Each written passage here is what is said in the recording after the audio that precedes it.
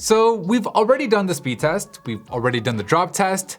Now it's time to do the PhoneBuff style battery test between the Galaxy S10 Plus and the iPhone XS Max. Taking a look at the spec sheet, the S10 Plus has a 6.4-inch display, which due to popular demand, we've set to its native 3K resolution. The version of the S10 that we're testing here has the Snapdragon 855 under the hood, and it's all being powered by a massive 4100 mAh battery. The iPhone, on the other hand, has a 6.5-inch display with a 2K resolution, powered of course by Apple's own A12 Bionic chip, and it has a relatively small 3174 mAh battery. Of course, specs are just specs, right? Like, that's why we run these tests. So with that said, let's go ahead and get right into it.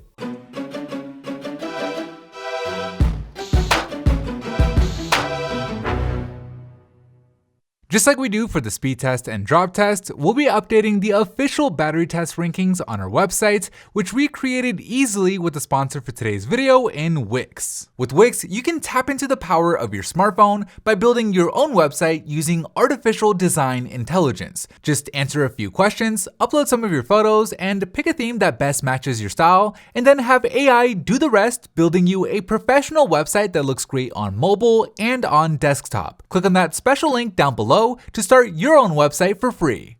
Alright, so we'll kick things off with the phone test, where we're making a 1-hour phone call on each phone using the same exact SIM card in the same exact location. To help make things even more accurate, we've also installed a cell tower in the lab to help reduce any issues with reception. We have our robot covering the proximity sensor for the majority of the test here, and we have consistent audio playing on the other end of the call, both of which better simulate how a phone call is actually made in the real world.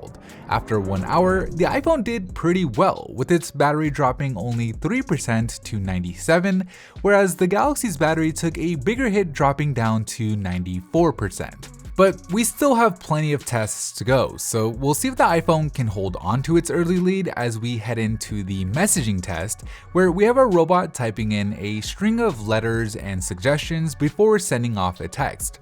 We have the same set of responses from our chatbot coming back from the other end, simulating a real-world text messaging conversation. Considering that we're looking at bright white displays here, it is worth noting that we've calibrated the displays on both phones precisely to 200 nits to ensure that we aren't penalizing a display for being brighter. After 1 hour, the Galaxy S10 Plus's battery drops by only 8%, whereas the iPhone's battery fell by 11%, making it all even after the messaging test, with both phones at 86%. As we move on to the email test, we're opening the same set of emails on each phone and scrolling through each one of these opened emails a few times before returning to the inbox and repeating the task.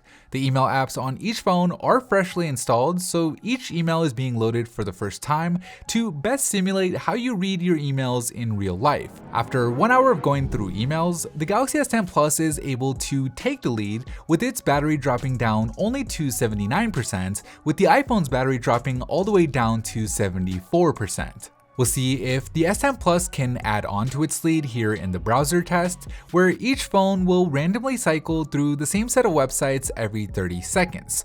We're also adding in a scroll through each one of these web pages to better simulate how you actually browse the web.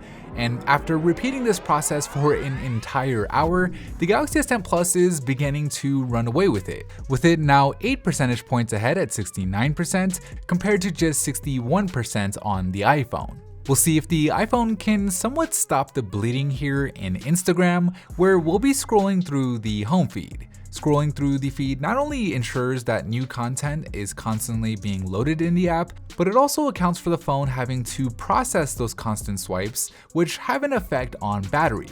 And after 1 hour of scrolling through the feed, the Galaxy S10 Plus is now at 60% battery, with the iPhone 10% lower at 50%. Now, the next test here is the standby test. Last time we had standby slated for the end of the entire battery test, but we quickly realized that most phones weren't going to reach it. So for this updated version of the PhoneBuff style battery test, we've placed standby right in the middle, since standby is such a key part of battery life.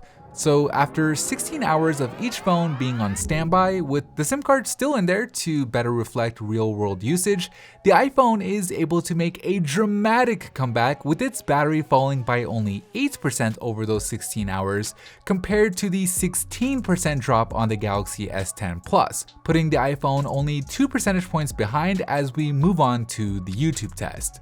So in this test, each phone will play the same set of YouTube videos. In addition to the screens being equally calibrated, we also made sure to calibrate the speaker volumes on each phone within 1 decibel point of each other to make sure that things are nice and even.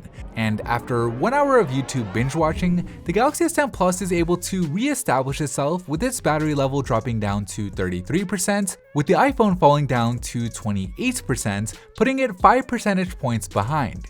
Of course, with the gaming test being next, the iPhone has the opportunity to flex the efficiency of its A12 Bionic chip and possibly make the comeback. We're playing Alto's Adventure here with our robot tapping the screen on each phone every few seconds to simulate how you play the game in real life, and after 1 hour of gaming, the S10 Plus and its Snapdragon 855 end up outperforming the iPhone once again, dropping 12 percentage points to 21% battery, compared to the 14 percentage point drop on the iPhone that put its battery at 14%. Moving on to the maps test, we're simulating navigation here by having GPS turned on each phone, having them actively check for real-time traffic information, and by swiping on the screen every few seconds to keep the map moving. Now, this isn't a perfect simulation of navigation in the real world, considering that you don't get as many auditory cues for each new turn, but in our test, we did find it to be pretty close to the real thing, and it's still an accurate indicator of how devices perform relatively. Either way, the iPhone sees its battery level drop all the way down to 1%, just barely making it to the end,